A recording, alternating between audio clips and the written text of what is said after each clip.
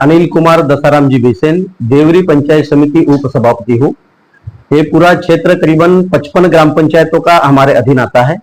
सभापति मैडम के बाद मैं उप सभापति, लेकिन कभी भी मैं ये नहीं समझा कि मैं उप सभापति हूँ। मैंने अपनी जिम्मेदारी समझकर, जिस प्रकार सभापति जो मैडम है हमारी, वो महिला होने के कारण वो जहां नहीं जा सकते वहां मैं पहले अपनी प्राथमिकता समझता हूं और वहां अपने काम करने की कोशिश करता हूं। आपके क्षेत्र में, आपने अन्य कई ग्रामीण क्षेत्र में जो आपका क्षेत्र लगता है वहाँ पे कई सारे काम किए, कई सारी लेडीजों की लाइनें लगती है सुबह से। बिल्कुल बिल्कुल बिल्कुल। और आपने यहाँ पे आपने विश्वास सेवा केंद्र खोला है, तो क्या कहोगे? और ग्रामीण क्षेत्र में चर्चा ऐसी भी है कि आने वाले समय में आगामी समय में चुनाव भी लड़ सकते हैं।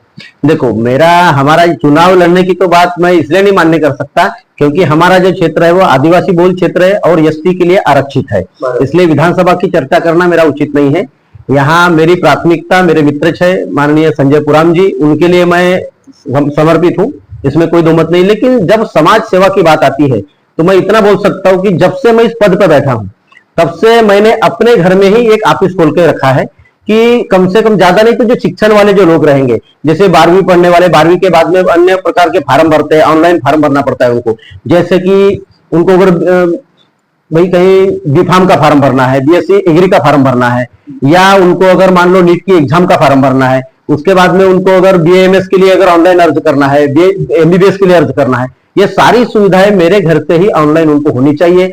ग्रामीण भागों में क्या होता है, तहसील में वो लोग जाते हैं और तहसील में जाने के बाद बेचारे वहां पूरे से लाइन में लग के हिलपाटे खाते हैं और 4-4 दिन उनके कास्ट के काम नहीं होते। तो मैं क्या काम करता हूं, अपने घर में ही एक ऑफिस ऐसा खोल के रखा है कि एक तो मेरी मैडम सरपंच है और मैडम सरपंच होने की वजह से हमको एक ऑपरेटर ग्राम पंचायत में रहता ही है, लेकिन वो उतना काम नहीं कर सकता। इसलिए मैंने क्या काम किया, एक आईडी ली और एक उस आईडी पे टोटल जितने भी ग्रामीण भाग के लोग आते हैं, तो मैंने सिर्फ बड़े गांव को प्राथमिकता नहीं दिया। अब जब 55 ग्राम पंचायत का मैं नेतृत्व कर रहा हूं तो 55 ग्राम पंचायत में नेतृत्व करते समय मेरे 55 ग्राम पंचायत के लोग भी आते हैं, कई ओआरआर क्षेत्र के लोग आते हैं, उसमें पुराना क्षेत्र के लोग आ जाते हैं, केसौरी क्षेत्र के आते हैं, उसके बाद में ककोड़ी, चिजगढ़, यहां तक के लोग। अभी कामगार कल्याण की एक योजना है, 90 दिन के वो फार्म भरते हैं, तो वो फार्म को अपन जिसे कुछ कॉन्ट्रैक्टर लोग रहते हैं, उन कॉन्ट्रैक्टर लोगों की साइन ले लुआ के उसके बाद में स्वयं घोषणा पत्र भर के ऑनलाइन करने का काम टोटल हमारे ऑफिस से ही हम करते हैं, ताकि उन लोगों को कहीं इधर उधर भटकना ना पड़े। यह सबसे बड़ा उद्देश्य है हमारा। एक सिर्फ 90 दिन का विषय नहीं है, उसके बाद में लाड़के बहन के फार्म भरने के लिए बेचारे इतने परेशान थे लोग कि वो लाइन में लगते थे। यहां तक कि आंगनवाड़ी शिक्षिका को उतना नॉलेज नहीं है जितना होना चाहिए, ऑनलाइन करने में बेचारों को तकलीफ जाती थी, तो ऑफलाइन फार्म वो लेते थे, लेकिन ऑफलाइन के बाद में उनको उस फार्म को ऑनलाइन भी करना है, तो पंचायत समिति में भी कितने का ऑनलाइन करोगे, फिर उच्च शिक्षित या अच्छे एक्सपर्ट ऑपरेटर नहीं रहते।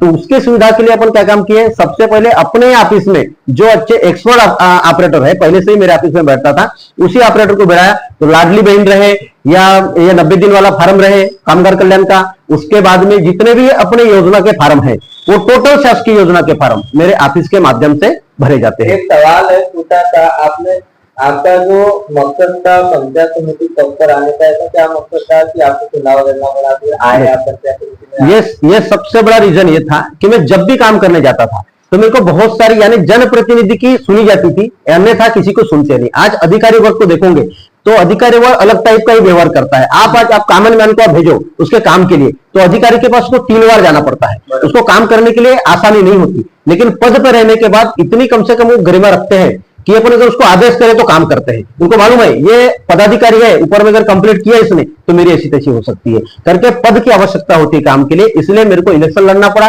और उप सभापति पद पर बैठना पड़ा। वो भी बैठा नहीं मैं, लेकिन जब जनता की ये थी, उसके बाद में पार्टी को भी ऐसा लगा कि ये उस पद के लायक है तो मेरे को पद दिया गया। उसकी मैंने पूरी गरिमा जपते हुए मैंने पंचायत समिति क्षेत्र में जो काम किया हूं वो पूरे महाराष्ट्र के अंदर मेरे ख्याल से मेरी पहली पंचायत समिति है जहां 180 करोड़ के मैंने काम किया हूं। आज जिस हेड में लोग काम करना नहीं चाहते, मनरेगा में, रोजगार हमी योजना में, उसी योजना में मैंने 262 प्रकार के काम किया हूं। उसमें कई ग्राम पंचायत हमने ग्राम पंचायत भवन बनाने के लिए बेचारे परेशान रहते हैं, ग्राम पंचायत भवन हमने मनरेगा के माध्यम से बनवाए। उसके बाद में इस क्षेत्र में वैयक्तिक लाभ का सबसे बड़ा जो काम है गोठे का, वो गोठे का काम आज बाकी जितने पंचायत समिति वहां घूम जाओ और पूछो उनको कि तुमने 2.5 साल के कार्यकाल में कितने गोठे बनाए, उनको आप डाटा ले उनसे, तो इतना बड़ा देवरी पंचायत समिति, इतना बड़ा डाटा किसी के पास पूरे महाराष्ट्र में नहीं मिलेगा। करीबन हमने ज्यादा नहीं तो अभी तक जो प्रशासकीय मान्यता दिए है। वो 6000 गोटों को प्रशासकीय मान्यता दिए है 55 ग्राम पंचायत में। उसके बाद में कम से कम ज्यादा नहीं तो 3000 लोगों के खाते में पैसे जा चुके हैं और एक गोठा करीबन हमने 1.5 लाख का एक गोठा दिए है, यानी घरकुल की कीमत 1.5 लाख, उसी प्रकार हमने गोठे की भी कीमत 1.5 लाख। वैसे तो 3 स्लैब में गोठे का काम होता है, एक 82,000, दूसरा 1.5 लाख यानी 1,54,000 का करीबन, और तीसरा स्लैब है 2,10,000 का। तो हमने जैसे जिसके पास 6 जानवर के ऊपर है उन सभी लोगों को हमने गोठे का काम दिए। कहीं कहीं तो स्थितियां ऐसी थी, बेचारे बकरी भी पालते थे, उसके बाद में जानवर भी पालते थे, तो आदमी और जानवर दोनों एक ही साथ रह रहे थे, ऐसी स्थितियां थी। ऐसी स्थितियों में हमने क्या काम किए, भाई गोठे के योजना उसको पहले दिए और प्राथमिकता में ऐसा ही नहीं किए, उसके मास्टर के माध्यम से जो पैसे उसको 15,000 रुपए जाते हैं वो तो गए, उसके बाद में उसको पैसे के पाठ पुरावा के लिए हमने अपने पंचायत समिति से लेवल से जो मांगनी है, जो 6-6 महीने 1-1 साल लोगों को पैसे नहीं मिलते, हमारे पंचायत समिति में जितने के भी बिलिंग हो चुके हैं उन सभी लाभार्थी से आप डायरेक्ट पूछ सकते हैं कि वो पैसा हमने उनको 2 महीने के अंदर उनके खाते में डायरेक्ट ट्रांसफर करवाए। आपको डायरेक्ट विविध पुरस्कारों से सम्मानित भी किया जा रहा है, देवरी पंचायत समिति को उच्च दर्जा दिया जा रहा है। बिल्कुल बिल्कुल बिल्कुल सही बात है। देखो ये सम्मान मेरा अकेला उपसभापति इस नाते नहीं है, मेरी सारी टीम मेरे साथ है, मेरे पूरे 55 सरपंच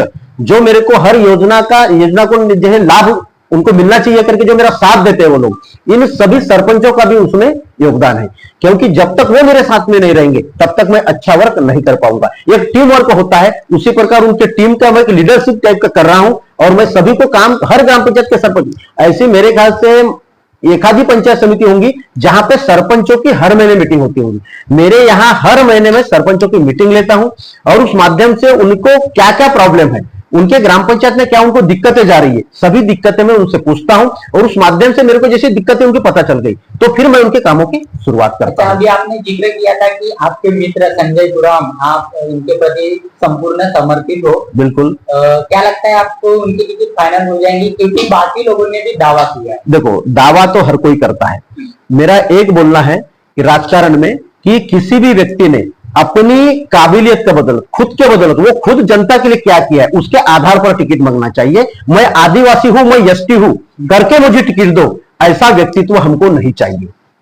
उसके वर्क के आधार पर उसको टिकट मिलना चाहिए और मेरे को लगता है कि संजय पुराम ने जो काम, उसकी जो कार्य पद्धति है उससे मैं खुश हूं और उन्हीं को टिकट मिलेंगी और वो जीत कर भी आएंगे, ये मेरा पूरा आत्मविश्वास है। तो आप जिसको टिकट मिलेगी उसके लिए आप नहीं, मैं तो पार्टी के लिए ही काम करूंगा, इसमें कोई दो मत नहीं। मैं भारतीय जनता पार्टी का उपसभापति हूं, एक कार्यकर्ता हूं, उस आधार पर मैं पार्टी के साथ ही रहूंगा, लेकिन मेरा अपना मनोगत है कि संजय पुराम को ही टिकट देना चाहिए, वही लायबल उम्मीदवार है और वही जीतेगा, यह आत्मविश्वास।